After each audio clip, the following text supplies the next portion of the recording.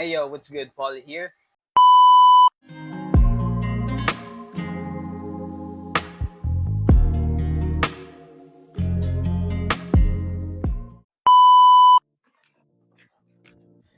Hey yo, what's good? Paul here.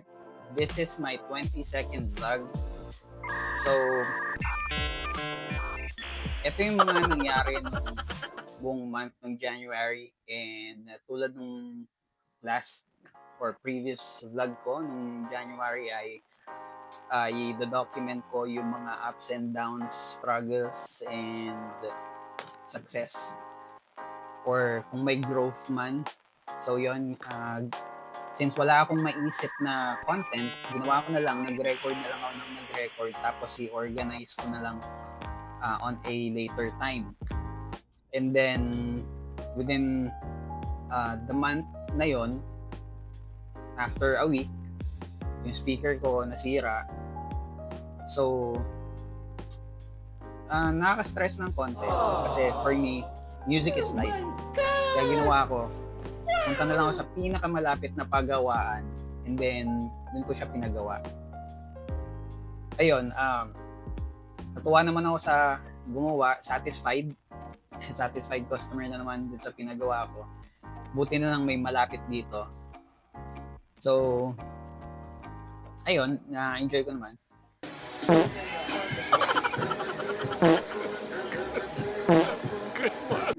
So, after magawa ng speaker ko, bumalik na naman ako sa mga courses.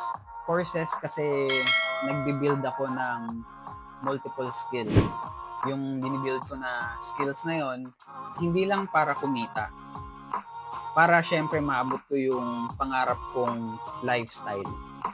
And since lumuluwag na yung oras ko, ginawa ko, naghanap ako ng trabaho. Hindi madali, pero syempre galing tayo sa phase ng uncertainty. And good news, nakahanap ako ng trabaho nitong January 19th.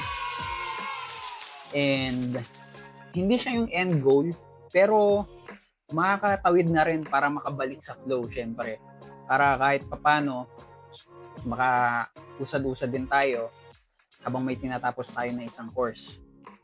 Unti-unti na rin ako bumabalik sa pag-workout. Hindi biglaan, hindi pilit, pero consistent. Nagpa-practice din ako na mag-videography gamit lang tong phone ko ngayon. So, kung mapapansin nyo sa across ng socials ko, puro montage ng motor. Doon muna tayo mag-start. So, ito yung mga samples.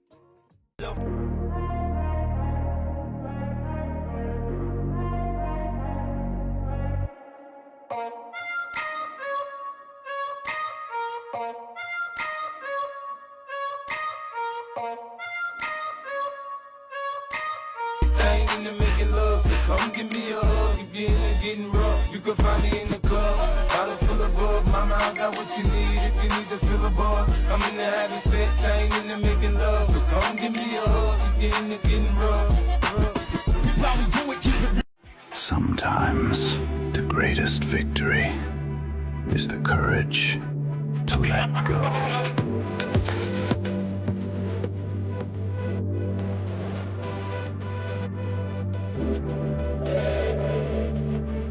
So, yun yung montage na ginagawa ko so far. Then, after naman nung week na yon, siguro mga pang third week, yung nanay ko nagpagawa ng bubong kasi lumalala na yung butas. So, kailangan ipagawa. Ito, may kita nyo, ito yung before.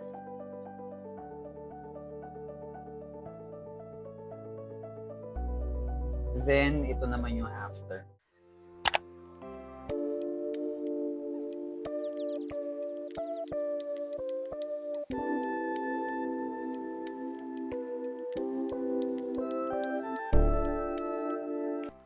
So, recognition pala sa gumawa. Ito yung Facebook niya. I highly recommend them. Pati yung team niya. Kasi sobrang solid. And accommodating sila. So, kung meron kayong papagawa, reach out nyo lang sila. Then, sa ngayon, nakafocus muna ako na nag-aaral ako doon sa courses.